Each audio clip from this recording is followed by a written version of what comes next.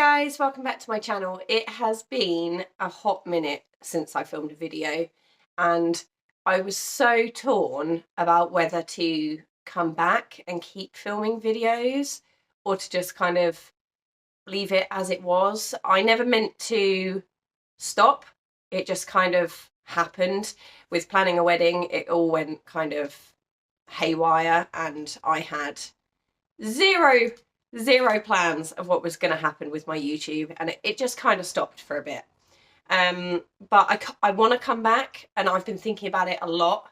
But I was like, how do I come back? What is the first video I should do? So my lovely friend Nicki, who some of you probably watch as well, I imagine we have similar viewers, she did a cat is back. She did a Bookgammon video where you could join in as part of her like Christmas special Bookgammon. So that was my plan. And I have my books here to show all of you. But I thought we'd kick it off with a declutter because I know that that's what I did a lot of in my kind of final days of filming a few months back. So I've gone through my books, I reorganized my shelves, and I have 7 or 8 books that I have just grabbed off my shelf and thought I'm never going to get to these, or I've read them and I don't plan on rereading. So I think we should kick off with that and then we will move on to my Bookgammon choices. So let's start with the ones I'm getting rid of. Ooh, my pile, here it is. So the first one is All the Bright Places by Jennifer Niven. So I read this on our honeymoon. If you've read this, it's probably not a book you should read on your honeymoon. But I took a book with me and then I couldn't get into it. I really tried and I just couldn't get into it. So in the end, when we were sort of looking around our cruise ship, I found like a little library, a little lending library, which is just the best thing I could have found on that cruise ship. So yeah, they had a copy of this on the ship and I devoured it in 2 days, felt really sad, and then was like, well, I know I had it at home, so I've read a book that I could have brought with me had I thought about it. But it was a really lovely book, really moving, really like thought-provoking, and I just really loved it, but I know it's not one I'm going to reread. So basically it follows Theodore and Violet, and they are basically debating taking their own life, and it's about how they save each other, or try to save each other throughout the book, and the things they talk about and the things they do. And it was really lovely and really sad, but I just know it's not one I'm going to pick up again. But I am going to pass this on to a friend of mine because she really wants to read it. But I do plan on watching the film. I'm not sure if I'm a huge fan of these actors, but we'll give it a go. I've watched one thing with him in it. I'm not sure about her, I can't remember. But I want to watch the film, so I'm going to have to see if I can find that somewhere. But this book is basically brand new because I hadn't actually read this one. So yeah, there's that one. Next up is a book I've had for a hot minute. It's The Scorpio Races by Maggie Stiefvater. Nicki, I think you gave this to me, so if you want it back, please let me know. But yeah, I read this and there were parts of it I was a bit like, I have no idea what's happening right now, because I know Maggie Stiefvater can be a bit kind of whimsical and a bit odd in her books. But I remember really liking it. I just know it's not one I'm going to pick up and reread. I had planned to, but when I was going through my little purge, I just made the decision it's just not going to happen. So that one is going to go. Next up is The Binding. Now this one was really popular a few years back. It's by Bridget Collins, and I know I read it and I know I remember bits of it, but I don't remember enough of like loving it that I'm going to reread this. So this one is also going to go with that. Now the next 4 are ones I picked up at the book swap bus stop that is around the corner from my house. and I picked them up, took some of mine there a while ago, and really thought these would be great for kind of October, November time, and I never picked them up, and I think I've kind of changed my mind on them, so I am gonna go and take them back. So the first one is Feast of Souls by Celia Friedman. To be honest, it sounds really good. Let me read it to you. Against a backdrop of glittering kingdoms and dark prophecies, a rogue magister and a dying prince will be forced to confront their destinies. In the high kingdom of Danton Aurelius, magisters from across the known world are gathering for an unusual meeting. The king's son is dying of an apparently incurable wasting disease, and he has charged them with providing an explanation and a cure. There is a mystery here, but not the one the High King thinks. The magisters know the cause of the prince's illness, but they dare not reveal it for fear that they will expose the secret at the heart of their order. The mystery is not what is responsible, but who. Now, I'm sure this would be really good, and I think if I could find it on audiobook, I probably would. But I know that if it sits on my shelves, I am not going to pick this up. Unless somebody comments in the description down below that I really, really need to read it and it's incredible, it's going to head back to the bus stop. So there's that. Next up is Solace by Christopher Golden. Yeah, I'm not sure about this one. It says, Times Square, New York City, the first ever mass seance is broadcasting live on the Sunrise Morning Show. If it works, the spirits of the departed on the other side will have a brief window, just a few minutes, to send a final message to their grieving loved ones. The spirits have returned, the dead are walking, they seek out those who loved them in life and those who they left behind. But they are savage and they are hungry. They are no longer the mother or father or brother or sister or your best friend or lover. They are soulless. Yeah, I don't know. There's just something about it I'm not sure about, so that's going to head back. Next one is Everything is Lies by Helen Callahan. So I read Dear Amy, and I remember not really thinking it was that great. I don't know why, but there was something about it I didn't like. So it just says, Sophia's parents lived quiet, ordinary lives. At least she thought so until she came home to discover her mother hanged and her father in a pool of blood. Well, that got dramatic really fast. Sophia is certain her mother didn't try to kill her father, but clearing her name will draw Sophia deep into a past she never imagined, a past that hides a dark and twisted secret. It sounds like it might be okay. Again, it's another one, if I could find the audiobook, I'd probably give it a go, but in general, I'm not worried about it. So that's going to head back. And then The Truth Hurts, But This Lie Will Kill You by Chelsea Pitcher. She wrote One of Us Is Lying. I think I actually have those books. Yes, I do have those books, but for some reason I didn't really think this one sounded that great. 1 year ago there was a party. At the party somebody died. Until now no one has told the truth about what happened. Tonight the 5 survivors arrive at an isolated mansion expecting to compete in a contest to win a £50,000 prize. Nobody questions the odd, rather exclusive invitation until it's too late. 5 arrive, but not all can leave. Will the truth set them free, or will their lies destroy them all? So I did actually start this on audiobook, I think back in October, and it just wasn't one I thought, oh, I really need to carry on with that. I got bored. So yeah, I'm going to take them ones, or chuck it on the floor. I'm going to take those ones back so somebody else can enjoy them, somebody who finds them more kind of their cup of tea. Let me just grab this one. Oh, right. Now we've got the declutter out of the way, let's talk about Bookgammon. So over on Nicki's channel, she does Bookgammon every month to decide her books. And for the month of December, she rolled a second piece so that anyone watching could take part. So if you want to take part, you definitely should. I can leave a link to her video in the description bar down below, so you can head over there and do it yourself. I was planning on doing this video right at the beginning of December, shortly after Nicki filmed hers, because I watched it and was like, oh, I could do that, and that could be my first video back after having such a long time off. And then I just couldn't bring up the motivation to film.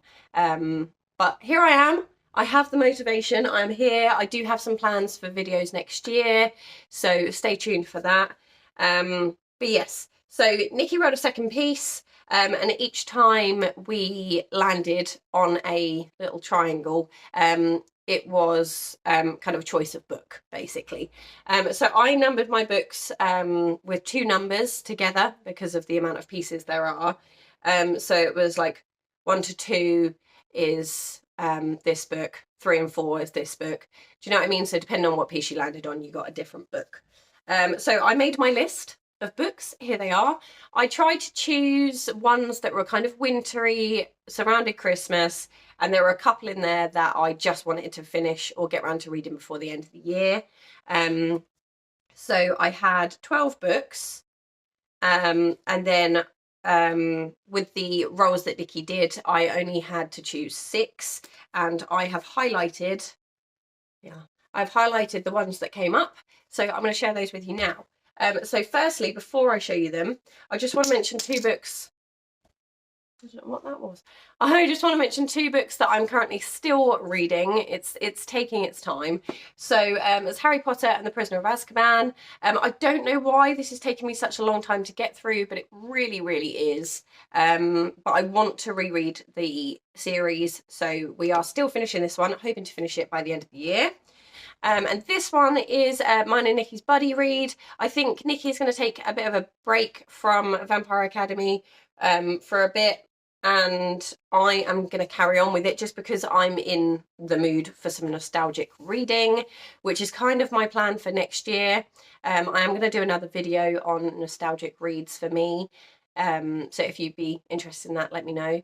But yes, I'm going to continue on with the series. I have been struggling with reading lately, and I was talking to Nicki about it, and both of us agreed that the only thing we seem to be able to pick up and read with ease seems to be smut. So none of these that I'm going to show you, I don't think have any smut in, as far as I'm aware, but I have been reading Haunting Adeline, which is a shock to the system. Let me just say that. I wasn't quite sure about it, especially with the full page of trigger warnings. I'm only about 20% of the way through, but so far it's quite good. I have no idea where it's going because I read Satan's Affair before that, and I have no idea what happened in that book. I cannot tell you.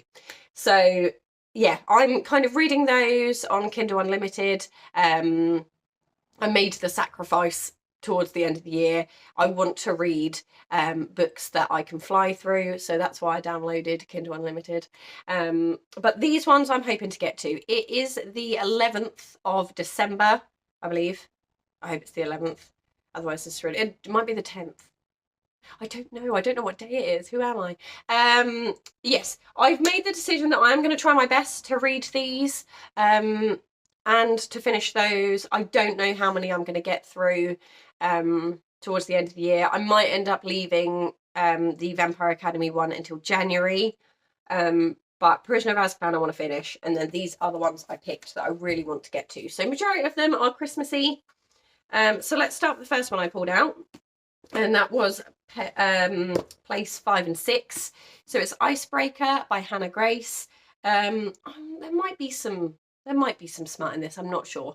But it says, Anastasia Allen has worked her entire life for a shot at Team USA. It looks like everything is going according to plan when she gets a full scholarship to the University of California at Maple Hills and lands a place on their competitive figure skating team. Nothing will stand in her way, not even the captain of the hockey team, Nate Hawkins. Nate's focus as captain is on keeping his team on the ice, which is tricky when a facilities mishap means they are forced to share a rink with a figure skating team, including Anastasia, who clearly can't stand him. But when Anastasia's skating partner faces an uncertain future, she may have to look to Nate to take her shot. So I think it's going to be like a enemies to lovers thing, and I'm here for it. It is a bit of a chonker, I've got to be honest. And the font is barely small. Where are we? So it's 429 pages, which is bigger than most things I've read recently. So yeah, there's that one. I did go through a bit of a reading slump, but I am hoping, well, I know for a fact that I can read smut, no issues. It's just other books that I'm struggling with. So we'll see how we get on. The next one was Space 7 and 8, and it's The Winter Killer by Alex Pine that I've chosen. So Alex Pine writes Christmas thriller books using the same detective. He uses D.I. James Walker. I've read his first 2 books and absolutely loved them, couldn't put them down. So last year when this one came out, I meant to read it and I just never got round to it. And this year he's brought out another one and I'm not prepared. I haven't finished this one. So yes, I have put the new one on my Christmas list. But this is the one I'm going to read this year. So it says, as the clock strikes midnight on New Year's Eve, D.I. James Walker receives a phone call that puts paid to his Christmas break. During the wedding of the year at Lakeside Hotel, the bride's sister has vanished. When Rachel left the wedding breakfast before her speech, newlywed Libby was furious. But as the night went on with no sign of her maid of honour, Libby started to realise something was very, very wrong. Before the wedding night is out, the lake is being searched for a body. Yeah. His first 2 books were just incredible. I really enjoyed them. They're very fast-paced, but both times I haven't been able to figure out who done it. There was one, I think last year's book, I was this close, and I was like, yeah, it's definitely him. And then something made me change my mind, and I was like, oh my gosh, it's not him. And it turned out it was him all along. And I feel like this is a situation where it's like, you think that you know, but you don't know, kind of thing. But I really enjoyed Alex Pine's books and I intend to keep reading them. So the next one, I have a few Debbie McCromber books. She does sweet and cozy Christmas like nobody else. There's no smart, there's not even really any like hint of anything other than like kissing, but there's something warm and cozy and kind of nostalgic about it. It's like the Hallmark Christmas movies that you watch, and there's just something lovely about them. So there are a few in this because I went on a bit of a binge collecting some of hers, so they were quite a high priority on my list. But I have Angels at Christmas, and it just says, and so I think it's 2 books actually. I think it is 2 books. Bear with. It is. It's 2 books. So it's like a duology, I guess, in one maybe. I don't know. But there's one called Those Christmas Angels and Where the Angels Go. So it's not a huge book. Oh no, it is. It's about 416 pages. So I am gonna try and read both. I might only read one. I might not get to it at all. We're gonna try. But Those Christmas Angels says Anne Fletcher sends a heartfelt plea in the hope that someone is looking down on her this Christmas. One wish for her son to be happy. She doesn't expect to have her prayers answered by 3 mischievous angels. They're about to do a little matchmaking on Anne's behalf and make her Christmas wish come true. And then it's the next book is Where the Angels Go, and it says the angels are on hand again for lovely Beth Fisher, who since her divorce is looking for romance once more. At 86, Harry has prayed for peace of mind, and little Carter Jackson has just one Christmas wish. Angel Shirley, Goddess, and Mercy will make miracles happen this Christmas. Yeah, so I'm not really sure how these books are going to go. Normally it's just like a male and female, and, you know, we follow their story. But it's going to be quite interesting to see 3 angels kind of come in and alter stuff. So we'll see. So there's that one. Next up, it's not Christmassy. It's not even a little bit festive. It's House of Hollow by Crystal Sutherland. This has been on my TBR shelf for such a long time. And I just never got to it. I planned on getting to it in October and never did.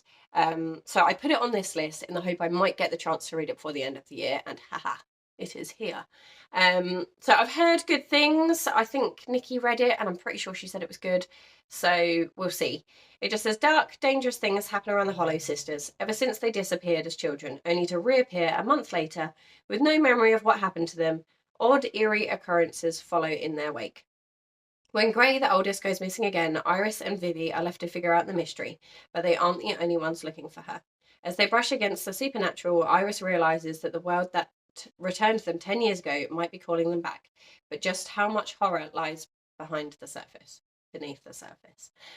Yeah, I'm not sure, but it's I like the hotkey. I've not seen that before, but I like that. It just says glamour, horror, unraveling clues, and somewhere unknown.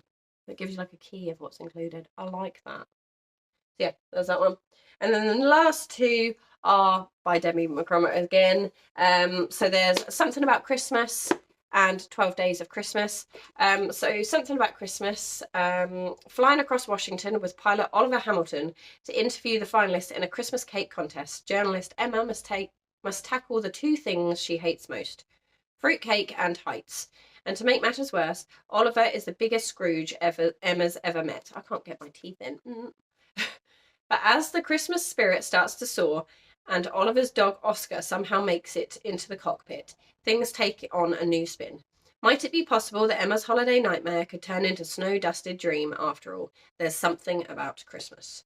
So yeah, there's that one.